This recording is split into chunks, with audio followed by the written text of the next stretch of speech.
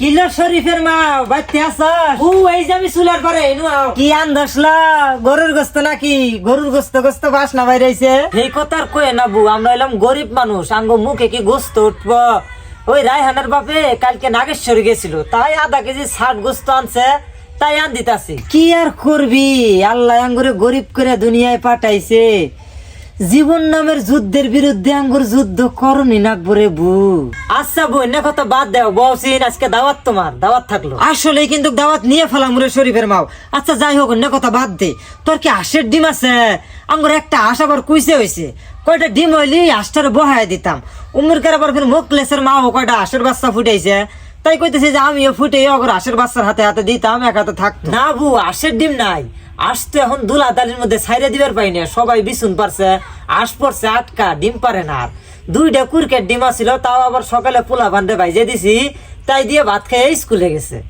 বাপ মা এখন ফকিন্নির বাড়িতে বিয়ে দিছে, কাম করতে করতে পিন্ডে শেষ, আর পোলা একটা হইছে, তাও আর বাপের ধ্যান খচ্চর। এই রায়হানের মাও কালা পাঞ্জাবিটা করে এই কখন দিকে উঠকেতেছি পাইতাছি না, কোন আসমানে নিয়ে যাচ্ছিস? উঠকে দেহু কোন আল্লাহর উপরে আছে? এই আল্লাহ মধ্যেই তো উঠকেতেছি, কোন দরবারে নিয়ে যাচ্ছিস? ফুটবলের মতো 2টা বড় বড় চোখ দিয়ে উঠকেও পাইতাছি না, তাড়াতাড়ি ঘরে আয়, পাঞ্জাবি বের করে দিয়ে যা। হায় আল্লাহ রে, এটা কি কেন হয়েছে নাকি? নাই উঠকে ভূত কি রে? তরকারি আনবার সময় কোনো মনোযোগ থাকে না? হ্যাঁ, তরকারির মধ্যে নুন কমেছে নাকি? তরকারি আনতে বাবার বাড়িতে ফোনে কথা কস? আন্দাবাড়ি করার সময় আমার ঠিকই মনোযোগ থাকে, তোমারই স্মরণ শক্তির সমস্যা। এই কতদিন থেকে কইতাছি যে লবণ নাই, বাজার থেকে যখন বাইতাবা লবণ নিয়ে আইও, তুমি কি করো? ড্যাং ড্যাং করে খালি এত বাইতা হো। এখন তরকারির মধ্যে লবণ কম হয়েছে, তাও না আমার দোষ কি? তার জন্য লবণ কারো কাছে ধার দেনা করে আনবার পাস নাই? কত আর ধার দেনা করে আনবো? আমি আর ধার দেনা করবার পাম না, অলরেডি ফারুকের মার কাছ থেকে 3 বার আনছি। আজকে যদি লবণ আনো, তার আইতে তরকারি আন দিব না, আনলি নাই। আচ্ছা আনমনি, আর হ্যাঁ রায়হান করে ওরা তো দেই না, ভাত খাবো না তুই? কি জানি ফারুকের হাতে মান কোনো খেলাইতাছে। কি রে রায়হানের মা, টিয়া 1000 দিবি না? এই কতদিন হয়ে গেল, আমার টিয়াটা খুব দরকার রে, খুব ঠেকাই আছি, টিয়াটা দিয়ে দে। বু আর কয়টা দিন সময় দেও আমারে, দিয়ে দিমু। এই একটা মাস হয়ে গেল, খালি ডেট পাইছি আনাস, মানছে রে কি মানছে এত ঘুরে, নইলে পরবর্তীতে আর আওলাদ দৌলত চাইলি পাবি না। কি আর কইবু তোমারে কও, আমরাও কি চাই যে 1000 টিহার নিগে তোমার কাছে এত ছোট হই? আচ্ছা যাই হোক, সোমবারে আমার টিহাটা দিয়ে দেশ বই, আর ঘুরে আস না। আল্লাহ এমন একজন কারে কপালে দিছে, যার হাতে সংসার করে কোনো শান্তি নাই, খালি সংসারে অভাব আর অভাব। কে রে, তোর বাপে আবার রাজা নাকি রে, যে রাজার বাড়িতে থেকে ফকিরের বাড়িতে আইছস? এই আর যাই কও, আমার বাপের এনু টানবা না কিন্তু কইয়া দিলাম। তোর বাপের এনু টানলে কি করবি? এই শালি, আমার বাপ মায়ের নিয়ে কথা কইলি তোর সংসারই করবো না, যাই রে। কি কয় রে নটির মেয়া, সংসার করবি না তা কি করবি? হ্যাঁ, তোর মতো ফকিন্নির হাতে সংসার করে আমার কোনো লাভ নাই। আমার এই জীবনে তুই কিছুই দিবার পাস নাই, না পয়সা দিলে সুখ দিবেন, না পয়সা দিলে ভালোবাসা দিবেন।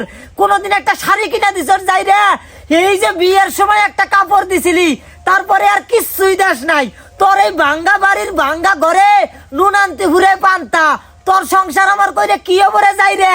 যা তোরে তালাক দিলাম, তোরে 1 তালাক 2 তালাক 3 তালাক 10 তালাক দিলাম, যাই রে। কি হলো মর্জিনা, তুমি নাকি শামসুল রে তালাক দিছ? মাতবর সাহেব দিছি, যে জামাই ভাত কাপড় দিবার পায় না তারা তো থাইকে কি লাভ? কি শামসুল, তোর বউ তোরা কি কয়, তুই নাকি তারা ভরণ পোষণ দিবার পাস না? মাতবর সাহেব, আমরা তো এলাম গরিব মানুষ, নুন আনতে পান্তা ফুরে, আর হাতে ওইরকম টিহা পয়সাও থাকে না। হাতে টিহা পয়সা না থাকলে মাথা মুতে হয়ে যায় গরম।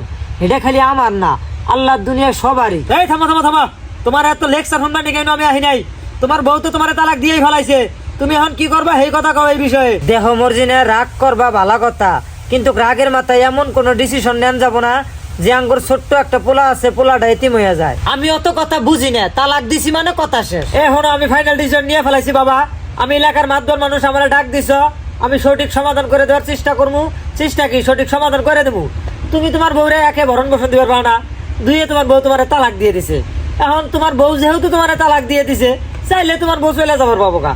এখন তোমার বউ যে চলে যাবো গা, তোমার ছোট একটা পোলাও আছে শুনলাম, এখন এই পোলা কি করবা? পোলা যেহেতু এখন দুধ খায়, তুমি যদি তোমার বউ কয় যে আমি পোলা নিয়ে যাবো গা, তোমার বউরে আপোষে পোলা দিয়ে দিবা।